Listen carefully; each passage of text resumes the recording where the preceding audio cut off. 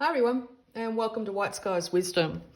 This is the next 3 months for Pisces. How you going, my beautiful Pisces? All right. You're in the depths of emotion at the moment, aren't you, Pisces? Not that that's unusual for you. You're getting enlightenment from the inside out, though. There's a spark of life in you that doesn't want to go out. And I think you're starting to radiate that around to everybody around you. And you might be attracting a lot of things out of the dark towards you because of it. Light doesn't always attract like. Light can attract the darkness at times too.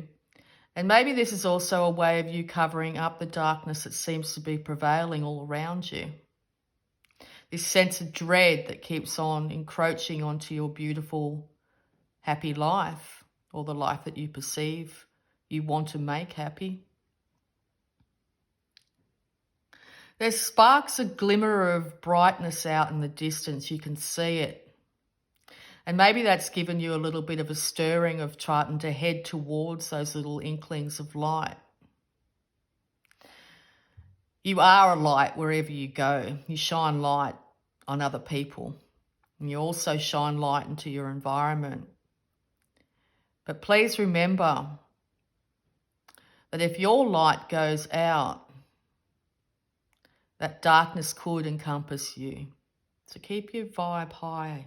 I feel like your vibe might be, it's internally generated, and I think you can only go on so far until someone else needs to come in and actually help. Whether it's spirit, doesn't have to be a someone. Okay, so we'll get into the next 3 months, beautiful Pisces. Energy for Pisces over the next 3 months, please.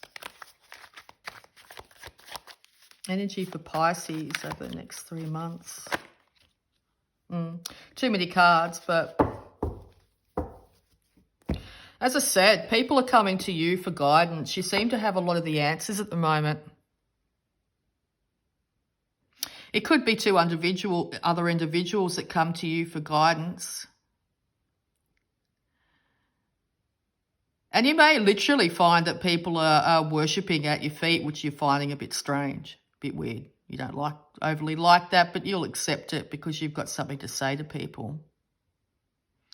As I said, people are drawn to you. So you need to keep your energy really high. You need to keep on connecting with your source, your spirit, higher self. And I think stepping out into the sunlight is going to help a lot with that. But also be careful about overexposure. I just got that of sunlight. That could be to your detriment. It could affect your eyes for some reason. I don't know why I'm saying that. As in, too much sunlight might be too bright for you. Okay. Next 3 months. Pisces.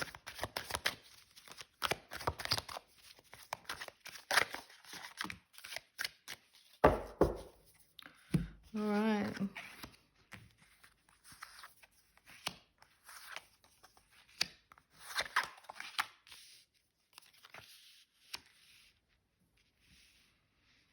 Interesting. Very similar to Scorpio. Very similar cards, and I shuffled.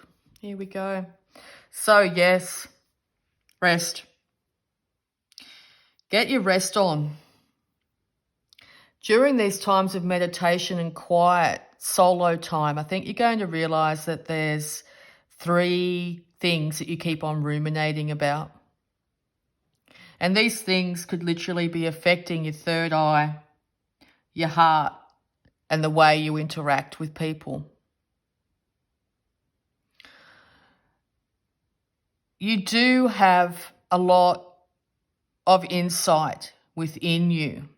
But until you get your energies balanced, it's best to keep on looking within.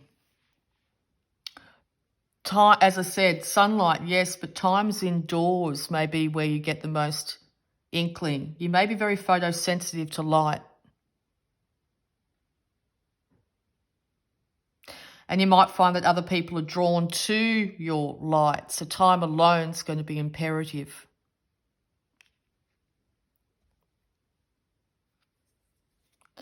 Time to really think about what you've had to move away from, and also time to really think about what you're ruminating over, your constant thought patterns, and seeing how that is literally and directly affecting your body. Example, if we feel we don't have a voice, we can't speak up for ourselves, we could have issues with our throat. If we feel overly burdened or our heart energy is being affected, drained, we literally could start having slight heart palpitations or pain in that area. Shoulders, burdens, lower back, money, okay? The work of Louise Hay is brilliant. Check it out. Your body doesn't lie, okay? So maybe that might be something that you're looking into at the moment. Come August, you might find that you've been drowning your sorrows a little. You've been turning to things of extracurricular enjoyment, drinking, partying, all the rest of it. You might find communion and sisterhood, brotherhood in those times. But when those times are over, it leaves you feeling confused, isolated, not knowing which way to go. Maybe you've been burning it at both ends and you come away, so you have a big night drinking or whatever, example. The next day is the hangover and the remorse. Oh my God, what did I say? What did I do? So maybe those times of drinking or socializing or whatever, you've been not fully engaging with them authentically, and it leaves you at the end feeling depleted, more than built up. And you might have feelings of regret of actually attending.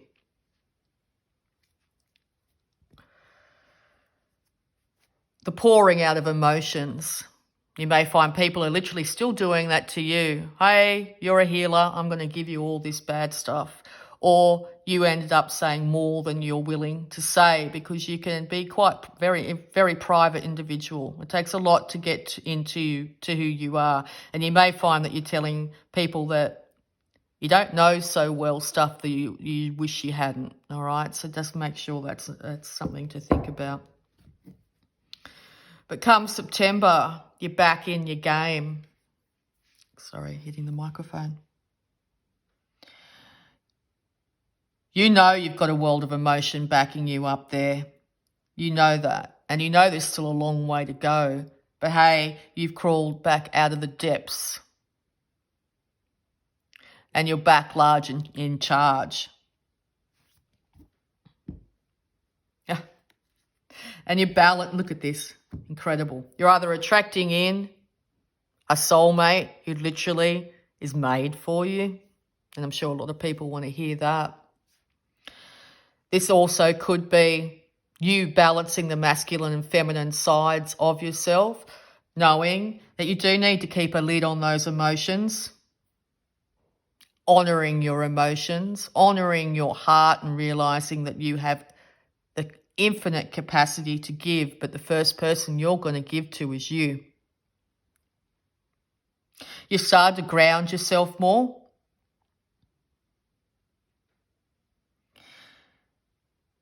But you've also got a handle on the fact that once you've looked internal and she's looking into her grail, her heart, protected by angels, her intuition, that then you can come out into the world large and in charge. And that's exactly what you're doing by September. So please, Pisces, my beautiful Pisces, please be very gentle with yourself over the next couple of months. There's going to be times of huge awakening, because you're so close to the finish line of discovering you.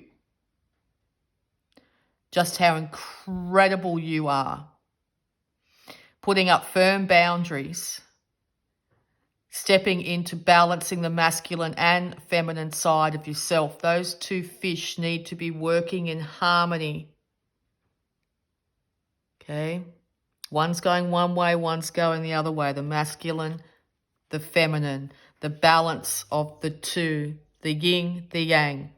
I think Pisces represents the yin and yang symbol incredibly. All right? A little bit of dark in the light and a little bit of light in the dark. You're going to be a shining example of that. The next couple of months are going to be one of your final tests to see if you can do that. So what an incredible work you'll be doing. And thank you, Pisces, for that. So if you just like to like, subscribe, all that good stuff. And I'd just like to say thank you so much, Pisces. I love you all. And bye for now.